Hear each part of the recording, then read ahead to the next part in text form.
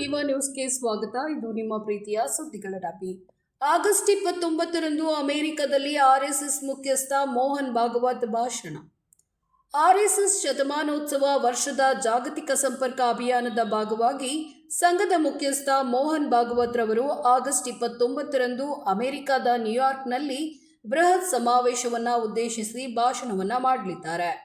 Madison square ಗಾರ್ಡನ್ನಲ್ಲಿ ನಡೆಯಲಿರುವ universal ಒನ್ಸೆಸ್ celebration ಕಾರ್ಯಕ್ರಮದಲ್ಲಿ 5,000ಕ್ಕೂ ಹೆಚ್ಚು ಅನಿವಾಸಿ ಭಾರತೀಯರು ಭಾಗವಹಿಸಲಿದ್ದು, ರಕ್ಷಾ ಬಂಧನದ ಹಿನ್ನೆಲೆಯಲ್ಲಿ ಜಾಗತಿಕ ಏಕತೆ ಮತ್ತು ವಸುದೈವ ಕುಟುಂಬಂ ಸಂದೇಶವನ್ನು ಸಾರಲಾಗುತ್ತಿದೆ.